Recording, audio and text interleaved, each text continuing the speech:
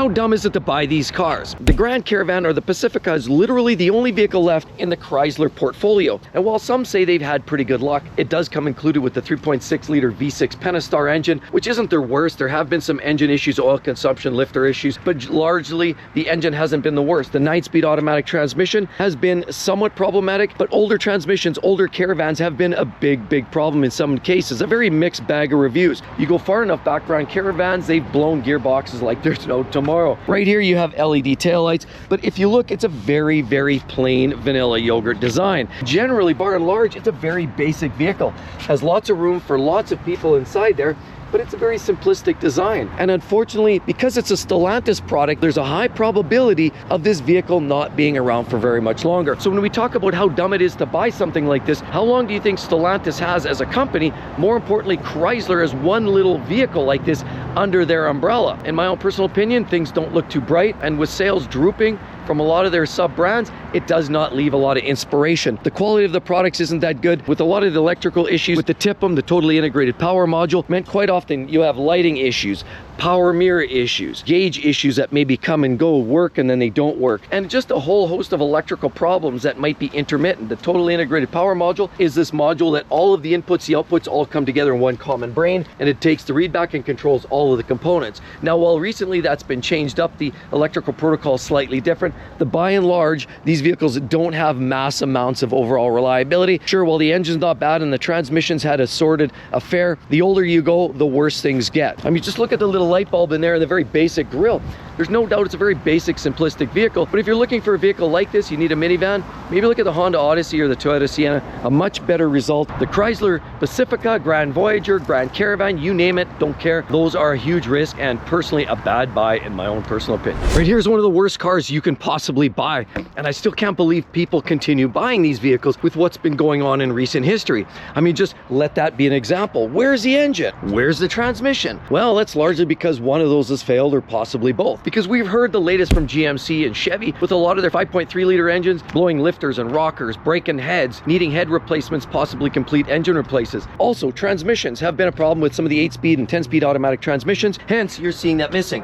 Lots of missing parts and components here. Unfortunately, this truck isn't that old, and on top of it, the 6.2s have been a problematic unit too, with improperly ground down crankshafts, of course lubrication, having to thin down and provide a heavier grade of oil just to prevent a catastrophic engine failure. The 6.2s have had a whole pile of quality control problems, and here is a vehicle that strikes me as a huge risk and a huge problem potential just waiting to happen. Parts like this are known to come off, so are door handles, and the sad reality with some of the problems we're seeing with GM and General Motors and quality controls with GMC and Chevy means that buying one of these speaks to a very problematic decision-making process. Is it stupid to buy? Well, right now I'm here to say that at the levels of problems that we're seeing in quality control, it's no money I want to risk buying one right now. Hopefully those problems eventually get sorted out and moved on and become a thing of the past, but for now, this strikes me as one of the worst buying opportunities. One of these full-size trucks, the 5.3s, the 6.2s, seem to be a real dud. What about the diesel engines? Well, right now the diesel engines have been largely in good shape, as has the Allison transmissions, although there have been some problems internally with those as well in recent generations. The fact remains is the diesel engine seems to be one of the best bets. So that being said,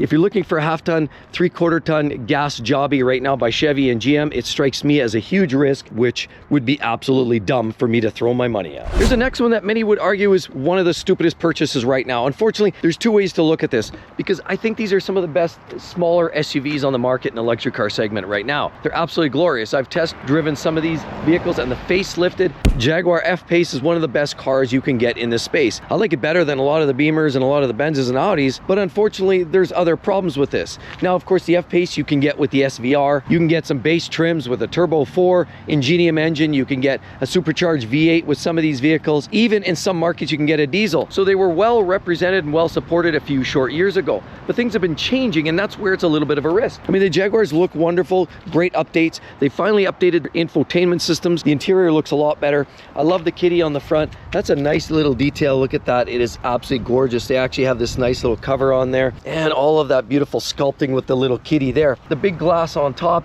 and the very sleek looking back end means it absolutely has a stance and a very nice presence. It has these big high hip lines right here, which absolutely gives it a very sporting and athletic look. Right here we have the P400 all-wheel drive. You can get also a supercharged V6 in some of the markets, V6, V8s. and of course turbo 4s and diesels as well. It's not about that, and it's not about the fact that they're extremely capable in some markets. It's the fact that buying one of these is a huge risk. Right now, we know it's with Jaguar. They've actually taken some time off. They're not producing any cars anymore. So these vehicles, what we're looking at right here, are the only ones pretty much left on each dealer lot that you're looking at that they've manufactured and they're not making anymore. And I'm not sure it's a risk worth taking. I mean, if that business goes under, which has a distinct possibility, then that basically leaves you hanging onto a key fob of a lawn ornament, because sadly, you may not have parts, you may not have service, and while there's always those small independent shops that are always there and willing to help out, and the bottom line is some of the dealer network, it's hard to say where that lands. Are they going away? Maybe, maybe not, but they're not producing anything. They've actually taken some time off, a year, 2 years, maybe beyond. So buying one of these vehicles, unfortunately,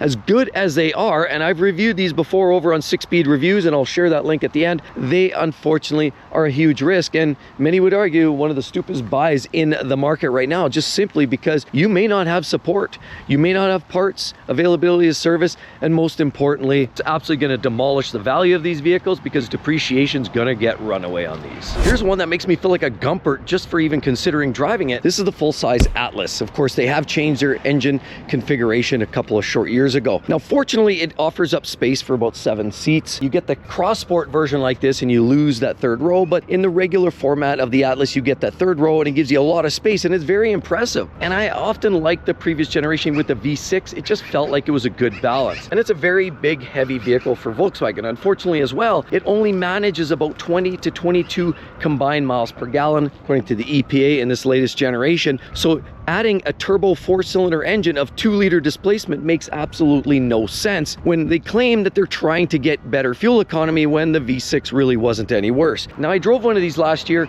and I love the tech. It's beautiful interior, lots of space, and it's very impressive. But once you look under the hood and you realize you only have a turbo 4-cylinder 2 liters, then you quickly realize it's just underpowered. When I test drove it, this vehicle, I found even with the throttle, you pretty much have to go 2/3, 3/4 throttle just to keep up with traffic. And you know that's not going to do the engine any good. So unless you're just coasting around, just floating down hills and steep embankments, you're basically not going to move along very briskly. 0 to 60 is about 7.5 seconds. And it's not all that impressive with about 269 horsepower. And I know all the manufacturers are doing it. Toyota and the 4Runner as well, 2.4-liter 4-cylinder turbo. But even that's almost a half extra liter in displacement. That's just not enough in my opinion.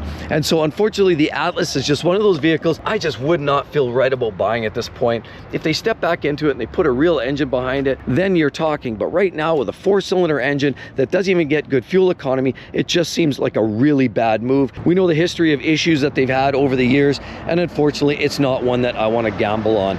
This would be definitely a no-go for me with that 4-cylinder. Step in, put a V8, do something like Porsche and the Cayenne, give some better options, then we're talking. But the way it stands right now, nope. Here's one you'd have to accuse me of losing my marbles if I went out and bought one of these vehicles. Electrified Hummer, of course. You can get anywhere from a 2-motor that puts out about 570 horsepower, or the tri-motor in max attack mode gets you 1,000 horsepower. But the catch is, it's 10,000 pounds in its heaviest format. Yes, they have some great detailing on there, but ultimately it's electronic overload. And the worst part is, it's just an extremely heavy vehicle. Now, it does have breathtaking performance, and 0 to 60 in about 3.3 seconds is nothing short of gasping. And if you want to be seen, maybe not heard so much, this is definitely going to be your takeaway. You get the big wheel on the back, Hummer EV. It is an interesting looking unit, and it is definitely going to grab a lot of eyes.